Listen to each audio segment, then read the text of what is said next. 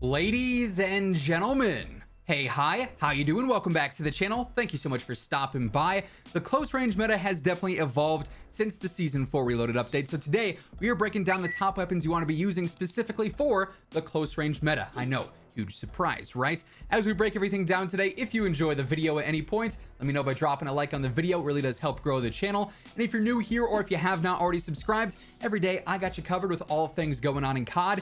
News, updates, loadouts, tips, you name it, you are going to find it right here. So feel free to hit that subscribe button and turn on those post notifications. And also, quick shout out to Gamer Advantage. Right now, all weekend long for COD Champs, my discount code WhosImmortal is going to get you 20% off your entire order. And if the LA Thieves end up winning Champs, you'll get an extra $50 gift card in your order if you use my code. So prime time to buy.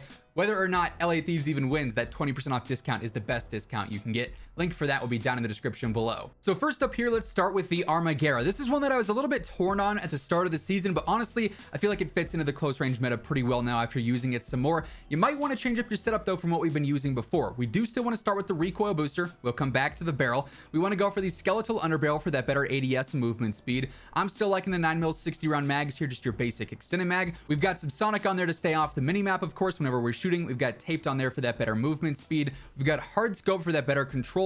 We've got quick for better sprint speed. For our stock here, I'm still loving the skeletal for that better strafe speed. Also helps out with that initial control. We got just your basic slate reflector on there. And then before we were using the precision barrel here, it's really easy to use, still very fast and has a great TTK, but it got a slight nerf to headshot damage. You can still use this. It's just going to be a tad bit worse than before. But if you want to maximize your TTK, the Bodhi 315 barrel is going to help out a ton with that. It's just going to be a little bit harder to control. So you could run this setup, but if you're struggling with the control, you might want to switch over to something like Strife Angled Carver or Hand Stop to help out a little bit and just see which one feels the best to you. But if you are comfortable with that control, this setup here, incredibly fast and incredibly strong. Of course, the Blixen got a nerf with the update, but it was not enough to knock it out of the close range meta. This thing is still frying with the same setup that we were using before, the F3 barrel, the recoil booster, your basic slate reflector yet again. Remove stock for better movement. We've got the compact underbarrel for that better strafe speed, just makes it a little bit more agile there and can sometimes throw off enemies.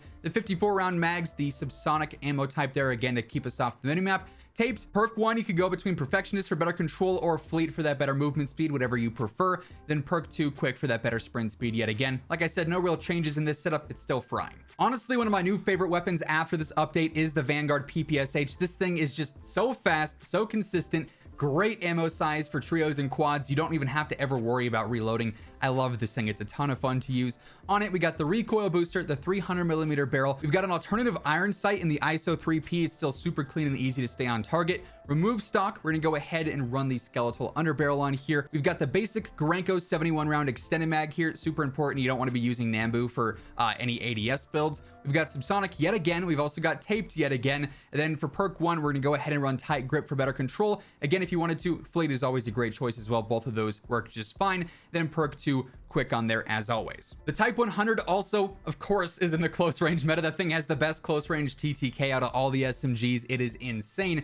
If we want to go for that optimal TTK build that suffers a little bit for control, we want to end up going for the recoil booster, the rapid barrel, which is going to give you that best TTK possible here essentially. We also have the slate reflector on there. We've got the skeletal stock in this case for that better sprint to fire and better movement speed. For strafing, you might want to go for something like the folding stock, which has better initial control and better strafe speed, but for general movement here, skeletal is going to be the way to go. We also have the strife angled underbarrel on there because the horizontal control is brutal.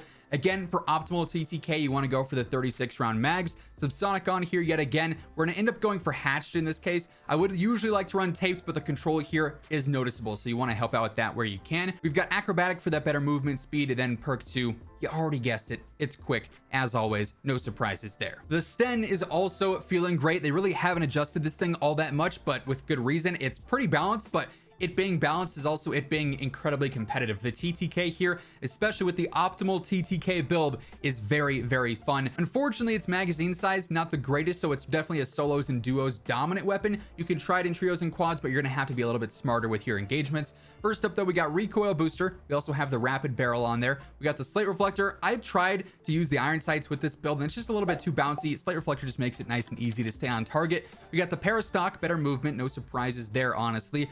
For the underbarrel, there are a lot of choices. Strife angled would work well, so would Carver, so would Compact, so would Steady, so would Skeletal, so would Hand Stop. Anything but the flashlight or the pistol grip is viable here for sure.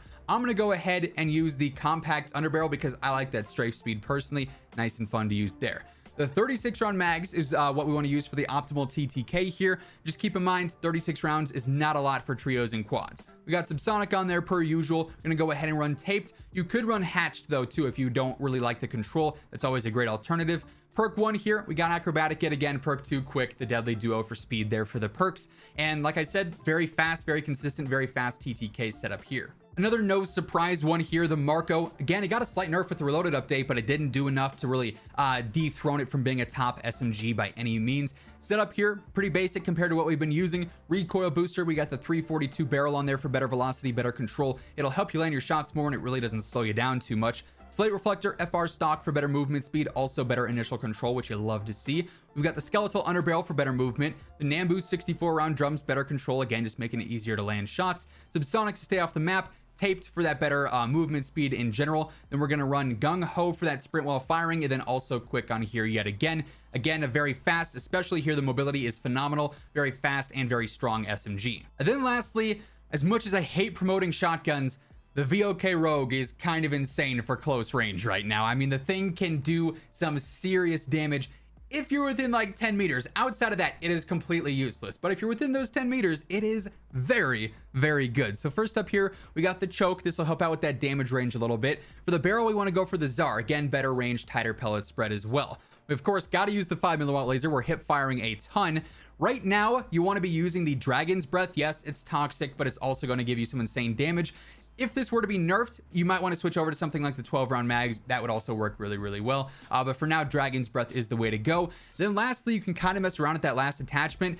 Some of the grips are all recoil based, so those really aren't super ideal. You don't need an optic on here. You're not ADSing. So something like the Stippy could be good just for the sprint to fire. That's never a bad choice. You could also, though, use something like the no stock option for that better movement speed in general. Just take off the stipple grip tape and replace that there. Or you could use something like sleight of hand if you wanted to as well. Both of those would work pretty good.